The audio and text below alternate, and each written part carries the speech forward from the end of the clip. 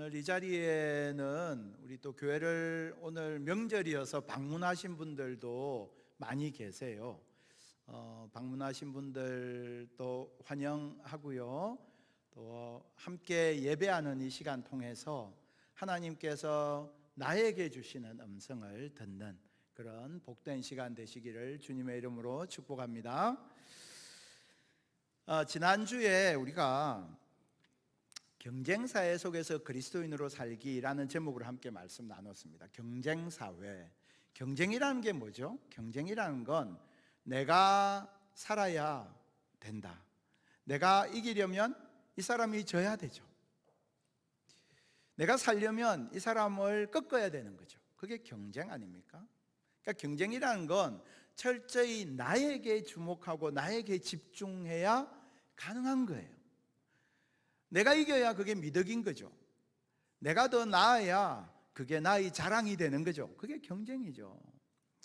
그렇게 경쟁사회 속에서 우리가 치열하게 살아가다 보니까 그 속에서 우리들이 경험하는 게 있는데요. 그것은 나 자신을 우상으로 섬기게 되더라는 거죠. 지극히 자기중심적인 삶을, 지극히 자기중심적인 생각을 이기주의에서 더 나아가서 자기를 우상으로 섬기는 그런 자리까지 우리가 나아가게 되더라는 거죠. 그래서 오늘 첫 번째로 우리가 다루고자 하는 주제는 자기 숭배의 시대 속에서 참된 신앙의 길을 어떻게 찾을 것인가 라는 겁니다. 지금은 내가 어느 종교를 섬긴다, 불교다, 뭐다 이렇게 하는 것이 아니고요. 자기를 숭배하는 셀프 월십, 자기를 경배하는 거예요. 그래서 우리가 이제 이게 신앙생활을 하고 하나님을 믿는 그리스도인으로 살지만 그 가운데에서 나는 지금 하나님을 믿는다 하지만 나를 숭배하고 셀프 월십, 나를 경배하고 있는 것은 아닌지 돌아볼 필요가 있다는 거예요. 자, 오늘날 사람들이 지극히 자기 중심적으로 살다 보니까요, 세상이 다 나를 중심으로 돌아가야 된다고 생각합니다. 나를 위해서 다른 사람이 희생당해도 조금도 그것을 인해서 마음 아파하지 않고요, 다른 사람들에 대해서 미안함이나 고마움의 감정을 좀처럼 느끼지 않아요. 어렸을 때 생각해 보면 저희 선친께서 늘 그런 말씀 하셨습니다. 밥상에 식사할 때 꼭 이 밥그릇에 담긴 밥 한 톨에 농부의 땀이 가득하다. 그때는 그 이야기가 왜 이렇게 듣기 싫었는지 몰라요. 한 귀로 듣고 한 귀로 흘렸어요. 뭐 너무 당연히 내가 돈 주고 사 먹는 건데 뭘 그렇게 농부의 땀 그렇게까지 강조하나. 근데 그 속에서요, 우리 선조들이 가지고 있는 지혜가 있었더라고요. 내가 나 혼자 사는 게 아니고 누군가의 수고에 기대어서 살아간다는 사실을 내가 늘 기억하는 게 내 인생을 훨씬 더 풍요롭고 건강하게 만들어준다는 거죠. 근데 오늘날은요, 자기 숭배의 시대를 살다 보니까 다른 사람에 대해서 고마움이나 미안함의 감정을 잘 갖지 않아요. 여러분 한번 돌아보십시오. 요즘 나는 최근에 내가 누군가에게 정말 고맙다, 누군가에게 내가 정말 미안하다, 이 사람 덕분이다, 그런 생각을 해보신 적이, 진지하게 그런 느낌을 가져본 적이 언제입니까? 점점 그러한 느낌, 그런 마음, 그런 고백이 사라지고 있는 그런 시대를 살고 있습니다. 여러분, 내가 그런 감정을 못 느끼고 내가 그런 마음을 경험하지 못한다는 말은 나를 보는 이 사람도 동일하다는 뜻이에요.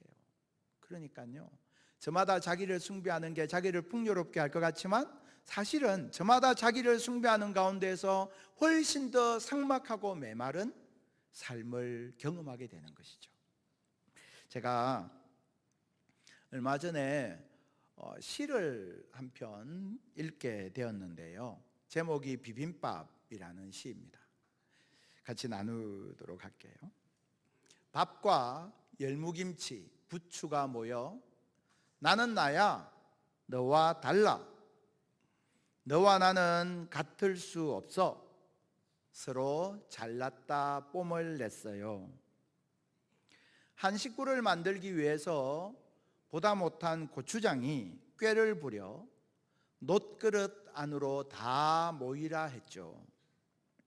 몸을 섞고 비비면서 서로 터지고 부대끼며 그릇 속은 아우성. 그러다가 살이 짓무르고 서로의 아픔을 알게 되었어요.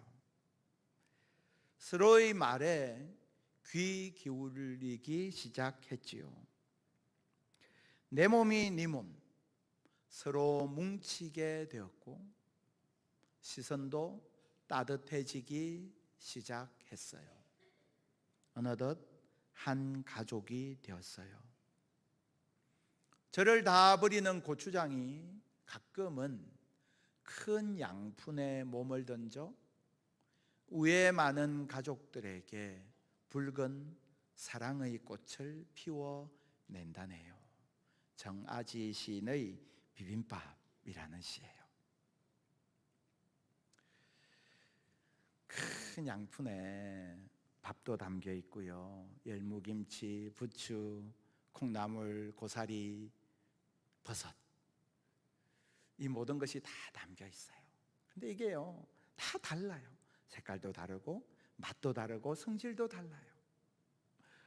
나는 너와 달라. 나는 너와 같이 있을 수 없어. 나는 너 때문에 너무 불편해.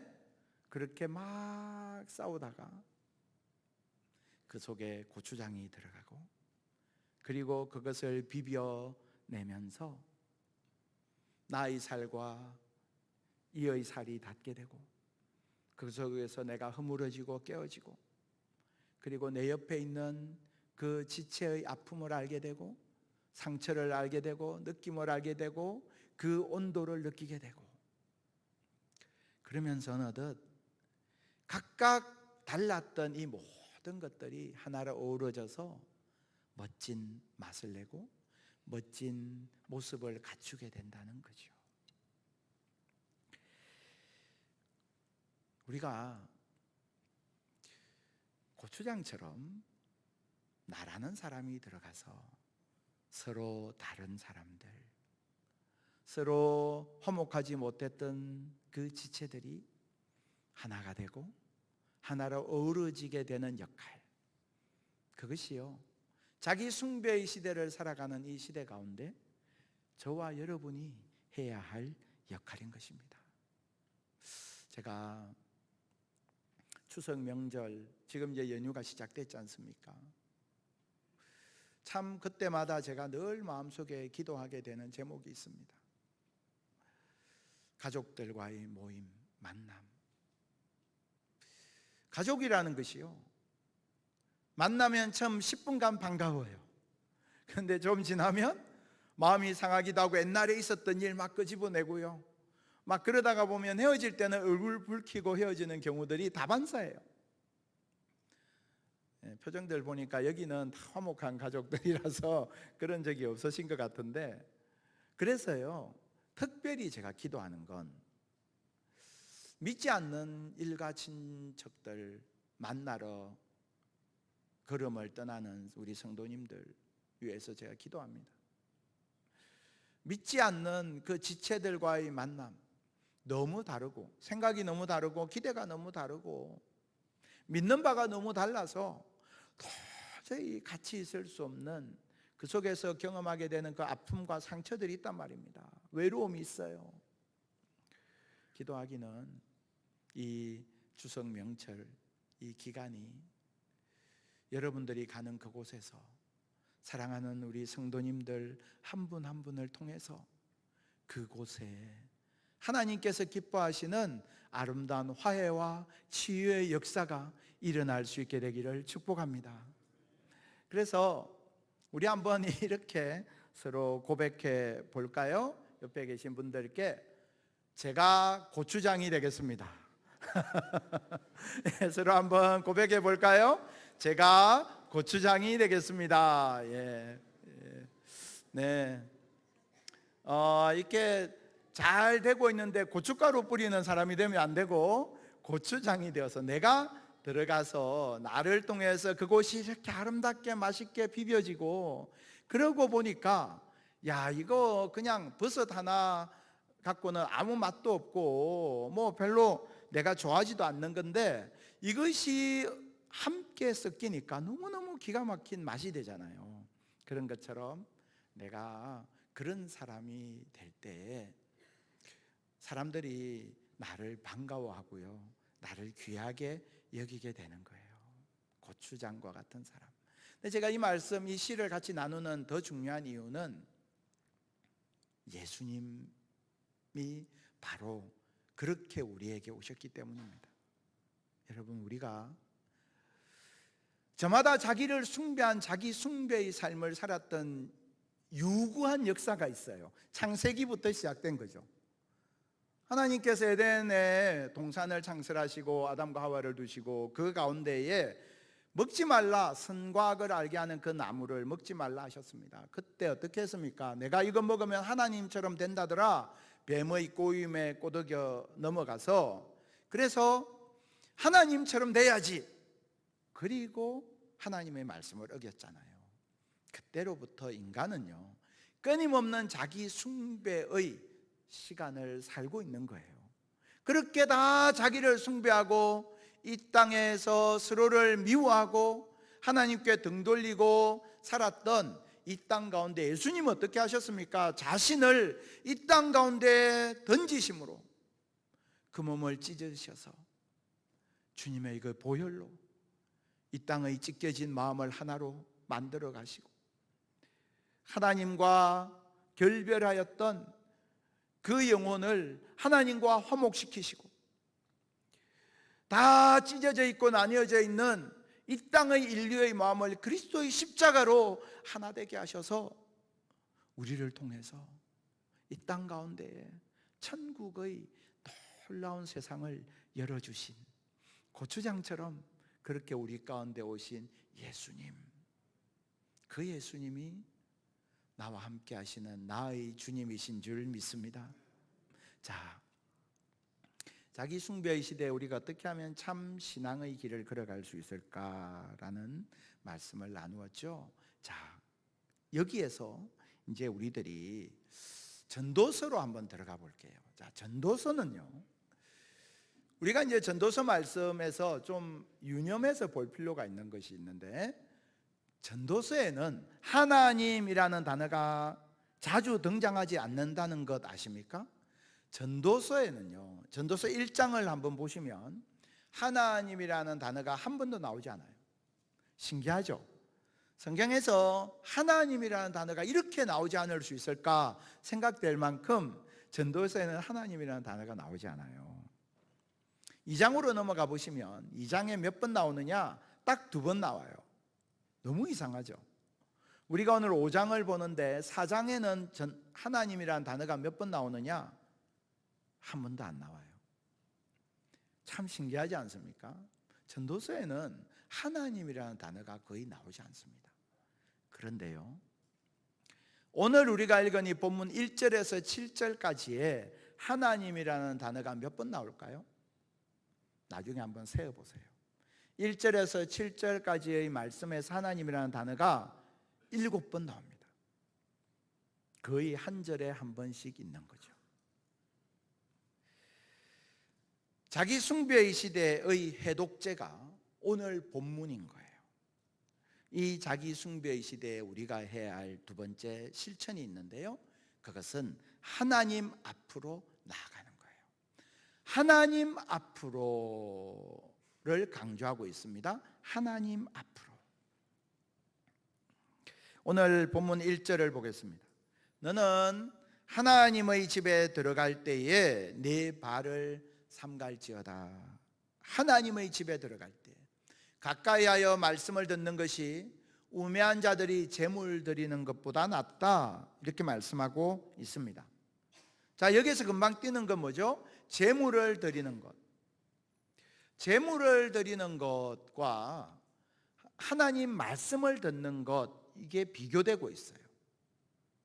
신앙생활이 뭘까요?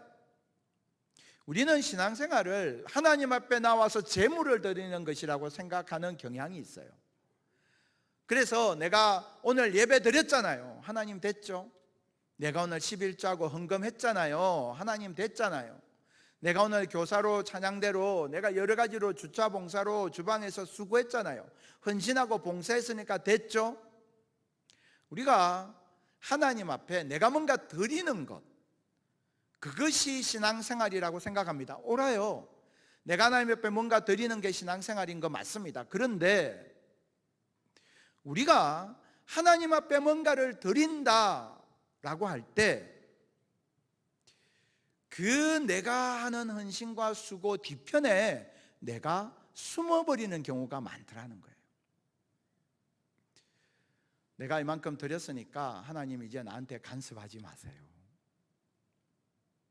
하나님 나한테 타치하지 마세요.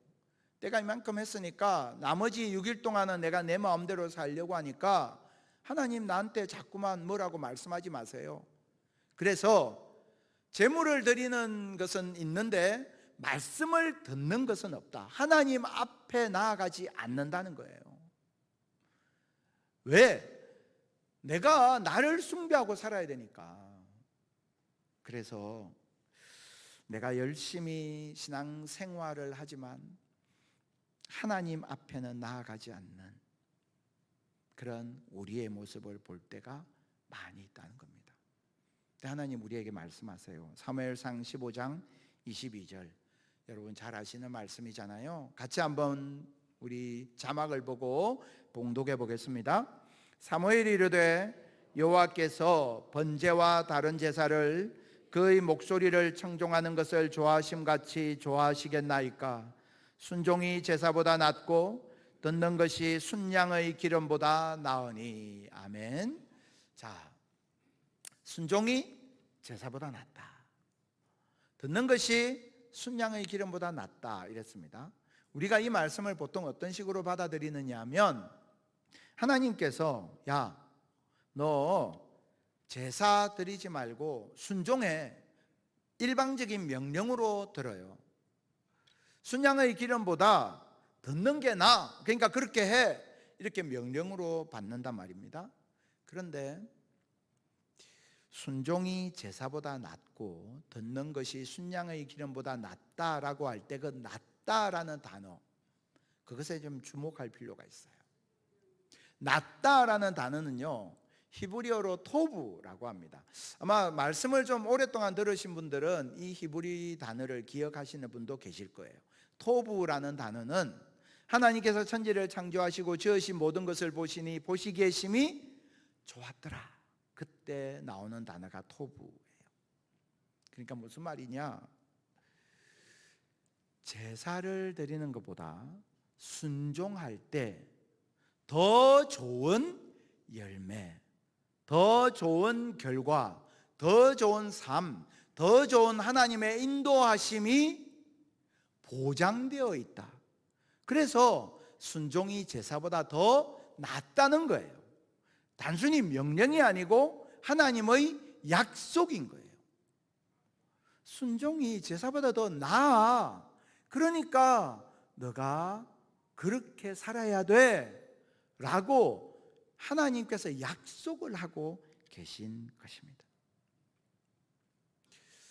우리가 자아숭배의 시대에, 그러면 우리가 신앙생활을 할 때에 그렇게 생각할 수 있어요. 저도 청년 때도 그런 이야기를 참 많이 들었는데, 우리가 하나님을 이용하면 안 된다, 그렇죠? 하나님을 이용해 먹으면 안 돼라는 이야기를 참 많이 들었습니다. 하나님을 너의 욕망과 필요를 채우기 위한 도구로 삼으면 안 돼. 그 이야기를 들었을 때에 제 마음속에 들었던 의문은 그런 것이었습니다. 그러면 나는 나를 위해서 기도하면 안 되나? 나는 내가 지금 가지고 있는 필요를 놓고 기도하는 건 이기적인 건가? 내가 지금 내 앞에 당면한 문제를 놓고 기도하는 건 나의 이익을 위한 것인가? 내 욕망을 위한 건가? 하나님이 용하는 걸까? 그런 생각 들었었습니다. 여러분은 어떠십니까?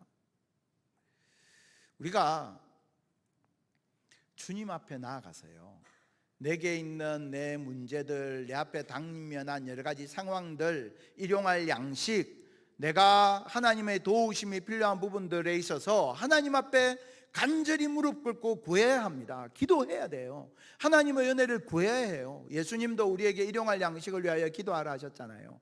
열심히 기도해야 합니다. 그런데 그 다음이 문제예요. 내가 열심히 기도해야 돼요. 근데 많은 경우에 어떻게 하느냐 하면, 열심히 기도하고 나서 하나님 이제 다 아셨죠? 그리고 그냥 집에 가요. 이때 우리가 해야 되는 게 뭘까요? 내 인생의 문제를 가지고 주님 앞에 나아가서 기도하고 그 다음에 물어야 합니다. 하나님, 제가 어떻게 하면 좋을까요? 무엇이 하나님의 뜻인가요? 하나님의 방법은 어떤 것입니까? 물어야 한다는 거예요. 하나님의 말씀을 듣는다는 말의 의미는 내가 질문한다는 뜻이에요. 내 안에 내 인생의 문제를 가지고 하나님께 드리는 아무런 질문도 고민도 없이 나가는 게 아니라, 하나님 앞에, 주님, 내게 이 문제 때문에 내가 너무 힘들어요. 내가 너무 어려워요. 내가 너무 고통스러워요. 하나님, 이 문제 해결해 주세요.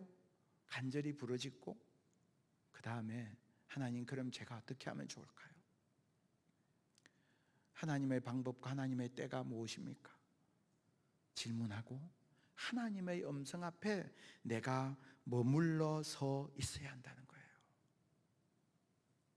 그런데 자아 숭배의 시대를 살아가는 많은 사람들은 그렇게 하지 않고요, 그냥 하나님께 내가 제사 드렸으니까 됐어, 그리고는 그 다음에는 예배 끝나고 나면 자기 마음대로 살아요.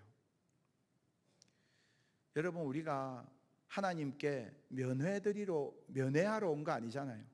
하나님 예배당에 갇혀 계시고 여러분 일주일에 한 번씩 와서 하나님 면회하고, 하나님 잘 계시네요, 그리고 다시 가는 게 신앙생활 아니잖아요.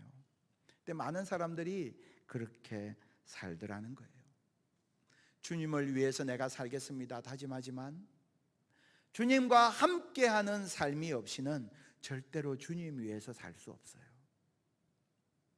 내가 주님 위해서 한 주간 열심히 살아야지 결심하는 것 아름다운 일입니다. 그러나 주님과 함께하고 주님과 동행하는 삶이 없이는 절대로 주님 위한 삶을 살 수 없다는 거예요. 오늘 이 전도서를 보면 하나님 앞에 대단히 종교적이고 대단히 헌신적인 언어들이 막 쏟아지고 있어요. 2절에서 6절까지를 보시면 이렇게 되어 있습니다. 함부로 입을 열지 말며 말이 많으면 하나님께 서원하였거든 내 입으로 육체가 범죄하지 말게 하라. 그러니까 계속 하나님께 뭔가 말하고 있는 사람의 이미지를 보여주고 있죠. 열심히 뭔가를 말하고 열심히 뭔가 헌신하는 것 같아요. 그러나 그 가운데에서 그 모든 헌신과 수고가 자기를 부각하기 위한, 하나님의 음성을 듣는 일에는 관심이 없는 그런 헌신, 그런 수고가 넘쳐나고 있다는 것입니다.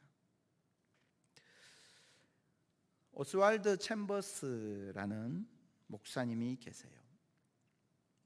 오스왈드 챔버스는 여러분 잘 아시는 찰스 스펄전의 설교를 듣고 회심한 인물입니다. 이분이 쓴 책 중에 아마 읽어보신 분들도 계실 텐데, 주님은 나의 최고봉이라는 책이 있는데요, 이 책은 기독교 역사상 60년 최장기 베스트셀러를 기록한 책이기도 합니다. 네, 이분이요 1차 세계대전 당시에 이집트의 자이툰 지역에 가서 그곳에 주둔하고 있는 호주와 뉴질랜드 군인들에게 복음을 전합니다. 그때에 뭘 가지고 복음을 전했느냐 하면 전도서를 가지고 복음을 전했어요. 그래서요 그 군인들 앞에 서서 전도서 1장부터 강해를 했어요. 쭉 강해를 쫙 했는데 11장까지 이제 강해를 마쳤습니다. 근데 그때 오스왈드 챔버스 목사님이 맹장이 파열이 되어요. 그래서 수술을 받은 뒤에 주님의 품에 안기고 말았어요. 그러니까 12장 강해를 못한 거죠. 그 오스왈드 챔버스가 강해했던 내용이 책으로 나와 있는데요. 그게 오스왈드 챔버스의 전도서라는 책이에요. 제가 그 책을 쭉 따라서 묵상을 하고 있는데 그 중에서 마음에 와닿는 대목이 있어서 좀 같이 나누려고 합니다. 만일 기독교가 그리스도를 위한 삶의 결단만을 한다면 차라리 멀리하는 것이 낫다. 우리 주님께서는 우리 스스로 참된 삶을 살 수 없기 때문에 그분께 오라고 말씀하신다. 주께서는 결심을 하고 스스로 그 결심을 지킬 능력이 있는 자는 복이 있다고 말씀하시지 않고 심령이 가난한 자는 복이 있다고 말씀하셨다. 하나님 앞에 중요한 것은 우리의 서원이 아니라 우리가 자신의 연약함을 인정하며 빈손 들고 하나님 앞에 나아가는 것이다. 그러면 하나님께서 붙들고 지켜주신다. 저는 주일날 예배를 마치고 나면 예배당을 성도님들이 쭉 빠져나가고 나서 빈 예배당에서 간혹 그런 생각이 들어요. 내가 목양하는 우리 성도님들이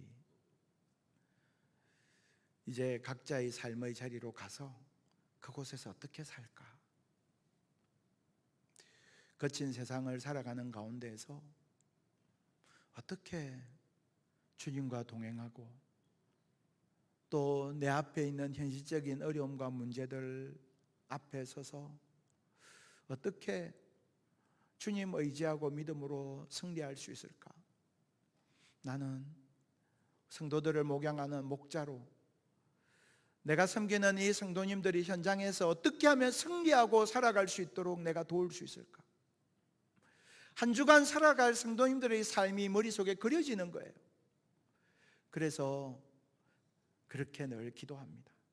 뿐만 아니라 제 자신을 위해서도 기도합니다.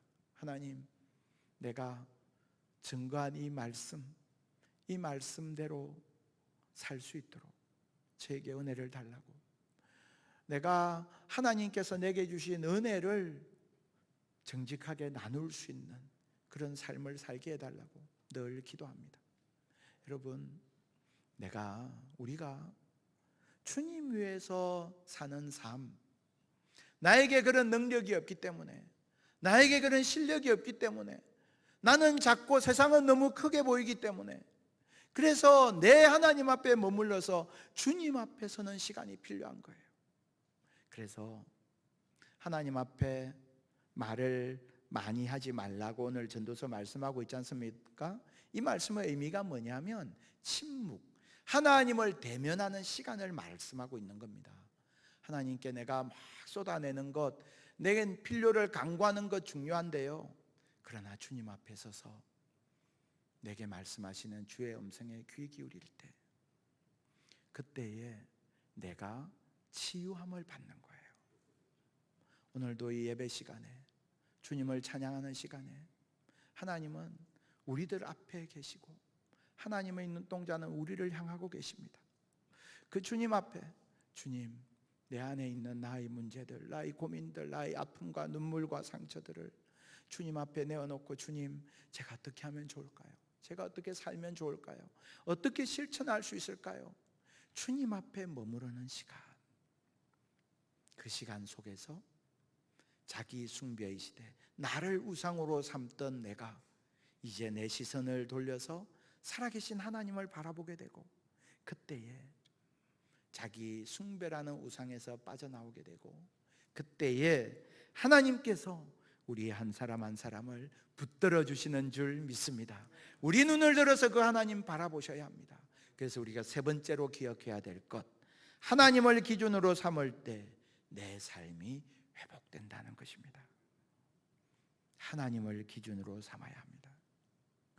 여러분, 우리가 나를 기준으로 삼아서 내가 원하는 것, 내가 바라는 것, 내가 생각하는 것 따라 막 살아가 보십시오. 이 시대가 저마다 다 자신이 원하는 해답, 자신이 원하는 생각을 따라서 막 달려가는데요, 철저히 자기를 숭배하고 저마다 살아가는데 실은 아무도 행복하지 않은 그런 시대의 모순을 우리가 보지 않습니까? 왜 그럴까요? 참된 기준을 놓쳐버려서 그런 거예요. 참된 기준. 오늘 우리 전도서 본문 2절 말씀 보시면, 너는 하나님 앞에서 함부로 입을 열지 말며, 그죠? 침묵의 시간이죠. 급한 마음으로 말을 내지 말라. 하나님은 하늘에 계시고 너는 땅에 있음이니라. 여러분, 나의 만족, 나의 기쁨, 나의 가치가, 나의 세계관, 나의 라이프 스타일 중요합니다. 그러나 그것은 이 땅에 있는 잠정적인 것에 불과합니다. 그것은 결함이 많은 기준이에요. 하늘에 계신 하나님, 그 하나님을 내 인생의 기준으로 삼을 때, 그때 꼬여 있었던 내 인생의 실타래가 풀려지고, 그때 병들었던 내 마음이 치유되고, 그때 막혀졌던 관계가 회복되고, 그때에 내 안에 참된 찬양과 감사가 회복되고, 예배가 회복되고, 기도가 회복되고, 말씀이 회복되는 역사가, 참된 치유와 회복이 저와 여러분 속에 있게 될 줄 믿습니다. 하나님 앞에 그 기준을 다시금 회복하셔야 합니다. 신앙생활 하면서도 나를 기준으로 신앙생활하고 있으면 그 가운데서 하나님을 기준으로 다시금 내 인생이 방향 전환을 해야 합니다. 오늘 본문 7절을 보십시오. 꿈이 많으면 헛된 일들이 많아지고 말이 많아도 그러하니 오직 너는 하나님을 경외할지니라. 하나님을 경외하라. 하나님을 기준으로 삼아라 말씀합니다. 이유가 있습니다. 이사야 55장 9절 말씀 같이 한 목소리로 읽을까요? 이는 하늘이 땅보다 높음같이 내 길은 너희의 길보다 높으며 내 생각은 너희의 생각보다 높음이니라. 아멘.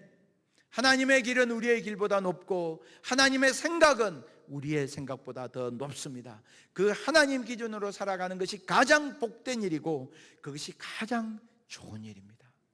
한 주간 동안 여러분, 우리에게 주어진 우리의 삶을 살아갈 때 기억하십시오.